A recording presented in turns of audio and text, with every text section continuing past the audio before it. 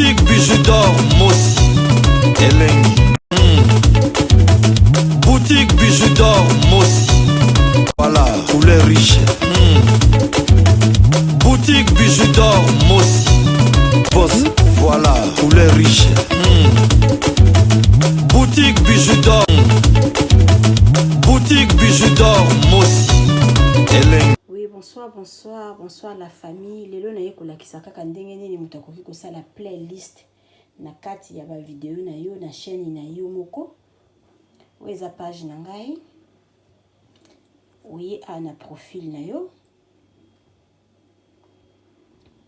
Au fini awa na ba video. Ozwi neti chaîne nani video oya liboso. Au fini nazonga nanu moke sima na 3 points oyo na 3 points oyo siko kofina ofini na 3 points oyo omoni yango na ekomi playlist yango na kati otali bakomi playlist donc attends na français attends na anglais donc ekozalaka deuxième place ndenge yanga eza awa donc place à playlist yango na eza deuxième. Donc, au fini awa playlist yango yo, au fini playlist, oyo ba playlist oyo surtout na sala. Net video wana sina kotisa na katikati ya ba playlist oyo to longola nanu boye na lingi na tia yango. Awa esika ko sala combo ya playlist, so eza net nini ya sika. Ozui donc au fini awa nouveau playlist. Au fini na combo et bimiseli oboye to tieta msusu titre to tieta titre nango to tie mama comme ça et puis awa il faut que longola awa ezali privé il faut tiango na donc batunyo surtout bamuna il faut ko appuyer yango awa ou appuyer awa ici na open awa. Donc ce que mutu nyonso to akomona yango après ou enregistrer yango awa. Donc ce que lingi ozo lisusu deuxième vidéo ozo kendika kati na suko ye na deuxième vidéo playlist yango yo moni oyo lingi oyo eza ba combo ya ba playlist nanga mama yango yo okotisi na mama donc et puis esili soko okotisi ka na mama osilisi. Troisième, même chose. Troisième, au fini pe kaka boye, au luki mama. Yeyo. Donc, troisième. Na linge kota awa, na koti si sus na mama. Donc, ezalaki masolo. Koti si awa, na babani na lingi. Donc, mama yangoyo, na koti si. Après, na ouye awa, c'est fini. C'est le mito qui disco place au la playlist à maman bijou. Ah ezaki vidéo à playlist. Oh nyonso to eza ba combo ya ba playlist à maman bijou. Maman bijou ça la ba playlist na ye yango ebele.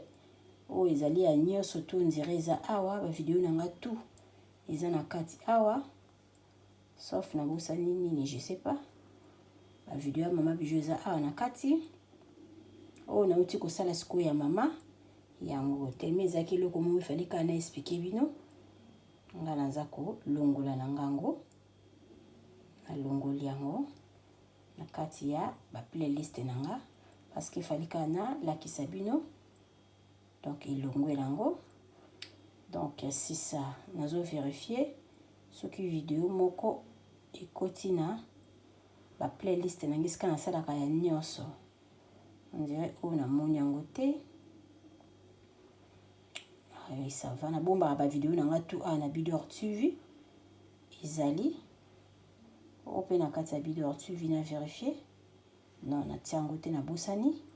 Na Bidor TV na tiango su na tosungana. Et puis na fini awa ici. Donc c'est facile ya kosala playlist bandeko na nga mutu nyoso to mona ka akoka kosala playlist te mama bijudo asala libino lilo vidéo ya kosala playlist. Merci et puis s'abonner. Ce que s'abonner à la Bidor TV, s'abonner pour na koyekola makambo ebele. Merci. Salut, j'espère que vous allez bien. En fait, c'est plus pour les diasporas. C'est donc qui veulent passer leur séjour ici à Kinshasa. Alors pour tous vos déplacements, il y a une voiture à louer qui est là, marque Hyundai. La voiture elle est confortable, donc climatisée et tout. Donc la voiture répond vraiment aux normes. Alors pour tout contact, veuillez contacter Bidor TV au numéro qui suit, plus 49 17 85 52 23 11. Donc je réponds pour une meilleure compréhension. Plus 49 17 85 52 23 11. Donc la voiture elle est là, marque Hyundai. Donc voilà. Donc ici nous sommes à Kinshasa. Donc pour tous les diasporas, pendant tous vos séjours à Kinshasa, voilà la voiture elle est là pour vos déplacements et tout. Donc partout où vous voulez y aller, la voiture elle est là. Donc vraiment, veuillez contacter Bidor TV et vous ne serez pas déçus. Merci et bye. Oui, botali vidéo na biso ya publicité, voiture na biso eza na Congo, moto lingo kende na yo Congo, contactez Bidor TV na voiture oyo tu komona okozala jamais déçu parce que Mama Bijou d'or alobi eza po na biso ba diaspora. Mama Bijou d'or naza na besoin ya ba partenaire. Yo partenaire place aux alliés, contactez Mama Bijou d'or. Mama Bijou d'or a besoin de micro, Mama Bijou d'or a besoin d'un ordinateur. Vous sepela na musala nanga soko lingi au soutenir Mama Bijou d'or na musala na ye numéro nanga ezawana. Merci.